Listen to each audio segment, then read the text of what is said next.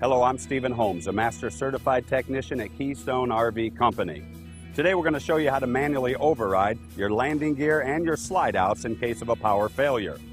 If 12-volt power is unavailable, your Keystone RV has a manual override system. Always chock the tires to prevent the trailer from moving before accessing the underside of the RV. Let's start with the landing gear. Access for the override is located either on the door side or the off-door side in line with the landing gear. It may also be through an access hole or inside the front compartment door. A crank handle has been supplied with your RV. It may be located in an outside compartment or in a storage area inside the unit. Insert the crank handle into the override tube. Align the notch in the end of the crank handle with the pin at the end of the override shaft. Turn the crank handle and observe the landing gear to see whether it is extending or retracting.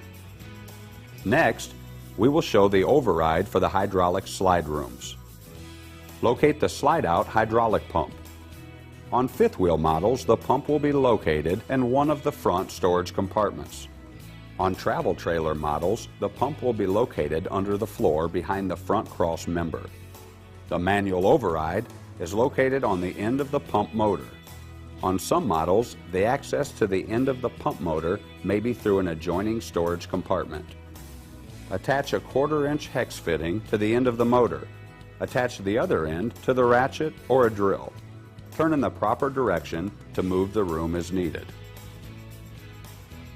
Now we will show you how to manually operate a slide room with an electric actuator. Locate the slide-out actuator under the slide-out room. The actuator will have a gold-colored stop can at the end of the actuator. Follow the actuator across the unit to locate the hex head crank extension at the rear of the actuator motor. The motor will be located on the end of the slide-out actuator. If the unit is equipped with an enclosed underbelly, the motor will not be visible. Locate the slide-out actuator under the slide-out room.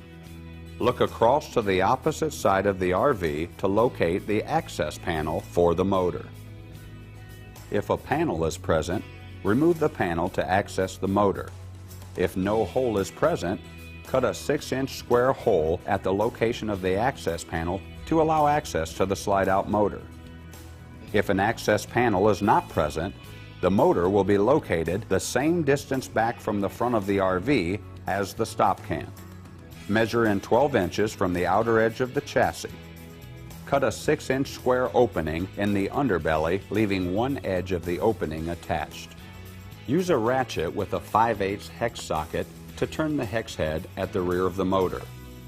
Rotate the nut clockwise to retract and counterclockwise to extend the slide-out. Do not attempt to disengage the motor as the actuator is manual ready. Just hook up and crank. Reattach the access panel to the underbelly. If the access panel was not present, close the underbelly flap and tape the opening to close the underbelly. Locate the slide-out motor. The motor will be located either above the slide, mounted to the sidewall of the RV, or below the slide-out floor. It may be necessary to remove an access panel, slide room fascia, or fascia center block to locate the motor. Attach the supplied flexible 1/4-inch hex fitting to the end of the motor. Attach the other end to a ratchet or a drill. Turn in the proper direction to move the room as needed. If the cables tighten and the motor is difficult to turn, reverse the direction. Over-torquing can happen, resulting in severe damage.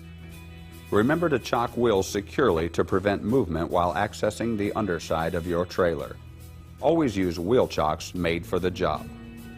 For further questions regarding your slide-out and your override systems, please refer to the Keystone Owner's Manual, your dealership, or give us a call here at Keystone RV at 1-866-425-4369. This video was brought to you courtesy of Keystone RV Company, #1 in RV sales in North America.